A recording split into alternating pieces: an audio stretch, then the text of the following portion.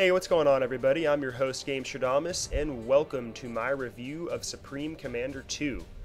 Yes, Gas Powered Games flagship RTS is back, and this time around there has been some significant changes made to the gameplay to make it more fast-paced and accessible to those that found the first Supreme Commander to have too steep of a learning curve.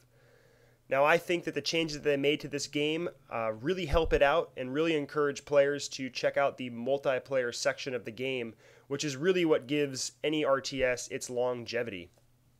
The single-player campaign has you following 3 different commanders, one for the UEF, one for the Illuminant, and one for the Cybran. Now, just because Gas Powered Games has teamed up with Square Enix does not mean that Square Enix has helped them in any way with the cutscenes or the storyline. In fact, they are both pretty throwaway, so you will not get any of your bang for your buck there. But one can keep their fingers crossed for their future titles. As far as the gameplay goes, well, it's the same good old Supreme Commander. Huge maps, giant armies, and a whole lot of mayhem. Now, if you played the first one, you will notice right away that the user interface is really fleshed out and scaled down. This is to increase their consumer base and make the game more accessible for people all around. I, for one, really like the simplified user interface, as well as the other changes that they have made to this game. Also, the game has been made a lot more stable, so the system requirements are not as steep as its predecessor. So no need for a $5,000 computer to even check this game out. Now, for those of you who are not familiar with the Supreme Commander series, there are 2 systems that Gas Powered Games implemented that will forever change how RTS games are looked at. One of them is the Strategic Zoom ability, which allows you with the mouse wheel to quickly zoom in and out of locations around the map. This really helps you manage battles on multiple fronts. And it just looks freaking awesome and is way too much fun to play with. I'm not gonna lie, when you get your hands on this for the first time, you'll probably feel like a little kid in a candy store and just zoom in and out like, whee, yeah, awesome! And it really just does not get old even after multiple hours of playing. The other system they created, which is probably more important than the strategic zoom ability, is the command queue ability. This allows you to queue up either multiple building commands, movement commands, or attack commands, or a combination of any of them for any number of units you want.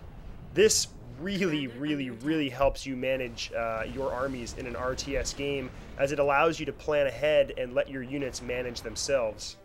Now, the single-player campaign in this game still has you focused a lot around your Supreme Commander, which is your main unit for your army and can be used as not only a building unit, but also as one of your main offensive weapons if you research and upgrade him correctly. The campaign itself consists of 18 levels, which is split into 3 groups of 6 to cover the 3 different races in the game. Now, the objectives for these levels are nothing too unique. It's usually capture this point, defend this base, destroy this commander, and so forth. So they're more of a training ground to kind of get your feet wet for all the different races so that you can transfer into the skirmish and multiplayer sections of this game more easily. Now, besides simplifying down the user interface, Gas Powered Games has also reworked their economic system and added a research tree. Now, as you can see here, I am putting these mass extractors onto these mass extraction points. These points are located randomly around the map and try to encourage people to expand. Besides mass, you also generate electricity through generators and can build research stations which generate research points. Now, the mass extraction points are put into place to encourage people to expand and not turtle as much. But unfortunately, there are skills in the research tree which allow you to turn electricity into mass, which kind of negates that point entirely. But it's still a more simplified and streamlined economy, which is nice. The new research tree really adds a lot of replayability to this game and really is where the new Supreme Commander shines, I feel like. This tree allows you to go down multiple different paths and kind of customize to your playstyle, which adds a lot of replayability in the multiplayer sections as you will be battling over what research to get. This leads to some interesting little battles between people as one player can be focusing on his smaller units, as another player is trying to upgrade to get experimental units, and another player is sticking with his ACU and maxing that out. And when you see all these different systems collide, it can lead to some very exciting and interesting battles. Another thing the research tree adds is the ability to upgrade the Tier 1 and Tier 2 units to make them more usable late game, as in the first game, Tier 1 and Tier units became obsolete later on.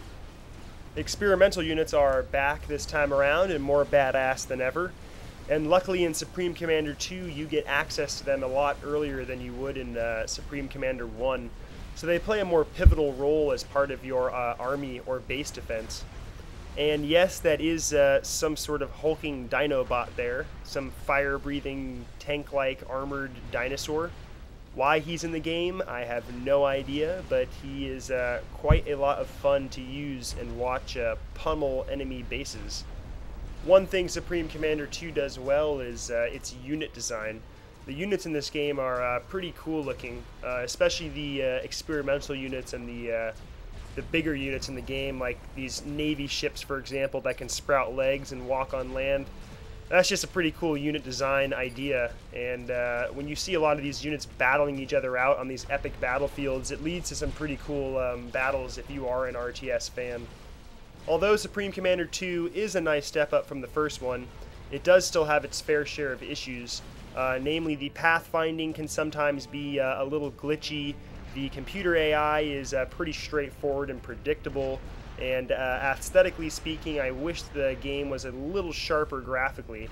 But for the most part, it is a very solid all-around RTS game, and the first time you drop a nuke on someone's base to destroy the entire thing at once, I can guarantee you that you will giggle like a little girl. All in all, Supreme Commander 2 is a solid all-around game, and if you are an RTS fan, I suggest you go and check out this game, even if it's merely to hold you over till StarCraft 2 comes out. Anyway, if you enjoyed this review, please come and check out my channel, subscribe, and leave a comment. And for all your future gaming news and reviews, please check out my sponsors at elder-geek.com. Have a good one, everybody. It's just one click.